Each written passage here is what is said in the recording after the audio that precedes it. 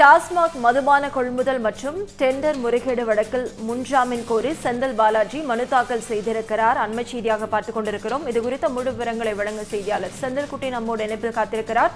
செந்தில்குட்டி, வணக்கம். முழு விவரங்கள். முந்தைய திமுக ஆட்சியில டாஸ்மாக் மதுபான கொள்முதல், டெண்டர் முறைகேடு, சட்டவிரோதமாக பார் நடத்தியது, டாஸ்மாகில் அதிக விலைக்கு மதுபானங்கள் விற்பனை செய்தது உள்ளிட்ட குற்றச்செயல்களில் ஈடுபட்டு பல கோடி ரூபாய் அரசுக்கு இழப்பு ஏற்படுத்தியதாக தமிழக லஞ்ச ஒழிப்புத்துறை கடந்த ஜூலை 28ஆம் தேதி வழக்கு பதிவு ஒன்றை செய்திருந்தது.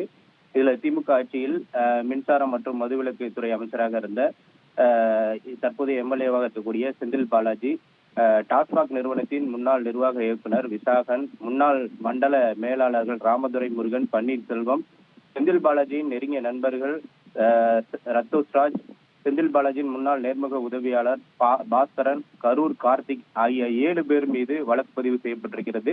இந்த வழக்கில் ஆண்டுதோறும் மதுபானங்கள் விற்பனை வாயிலாக அரசுக்கு கிடைக்கும் வருவாய் அதிகரித்த போதிலும் பார்கள் நடத்த டெண்டர்கள் விடுதல் உள்ளிட்ட பணிகளின் வருவாய் குறைவாகவே வந்திருப்பதாக கணக்கு காட்டப்பட்டிருக்கிறது. குறிப்பாக கோவை, நீலகிரி, திருப்பூர், ஈரோடு, கரூர் உள்ளிட்ட மாவட்டங்கள்ல 857 டாஸ்மாக் பார்கள் நடத்த டெண்டர் கோரப்பட்டது. இதில் முறைகேடுகள் நடந்திருப்பதாகவும் அந்த வழக்கு பதிவில் குறிப்பிடப்பட்டிருக்கிறது. டெண்டரில் பங்கேற்றவர்கள் ஒரே வங்கியிலிருந்து தொடர்ச்சியான எண்களில் டிடி எடுத்து முன்வைப்பு தொகையை செலுத்தியிருப்பதும் இதன் மூலமாக கூட்டு சதி நடந்திருப்பதும் அம்பலமாகி இருக்கிறது. மாநிலத்தில் 857 டாஸ்மாக் பார்களில் 284 மூடப்பட்டு விட்டதாக ஆவணங்களில் பதிவு செய்யப்பட்டுள்ளது. ஆனால் இந்த பார்கள் உரிமம் புதுப்பிக்கப்படாமல் தொடர்ச்சியாக சட்டவிரோதமாக செயல்பட்டு வந்ததால் கோவை வடக்கு, கோவை தெற்கு மற்றும் நீலகிரி ஆகிய பகுதிகளில் சட்டவிரோதமாக பார்கள் நடத்தி கிட்டத்தட்ட 32 கோடி ரூபாய் அளவிற்கு அரசுக்கு இழப்பு ஏற்பட்டதாக அந்த வழக்கு பதிவில் குறிப்பிடப்பட்டிருக்கிறது. இதே போல 45 டாஸ்மாக் இடங்களுக்கான போக்குவரத்து டெண்டர் நடைமுறைகளிலும் முறைகேடுகள் நடந்திருப்பது, பழைய பாட்டில்களை சேகரித்து மதுபான ஆலைக்கு வழங்குவதில் 143 கோடி ரூபாய் அளவிற்கு முறைகேடுகள் நடைபெற்றிருப்பதாக செந்தில் பாலாஜி உள்ளிட்டோர் மீது இந்த வழக்கு பதிவானது செய்யப்பட்டிருக்கிறது.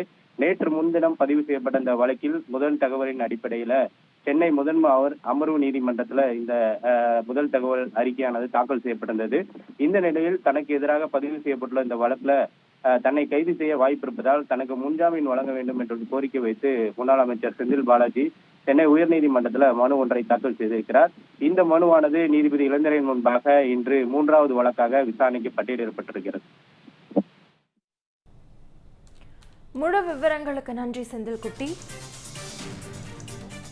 இந்த மாதிரி யூஸ்ஃபுல்லான இன்ஃபர்மேஷன்ஸை தெரிஞ்சுக்க தமிழ் ஜனம் சேனலை சப்ஸ்கிரைப் பண்ணுங்க.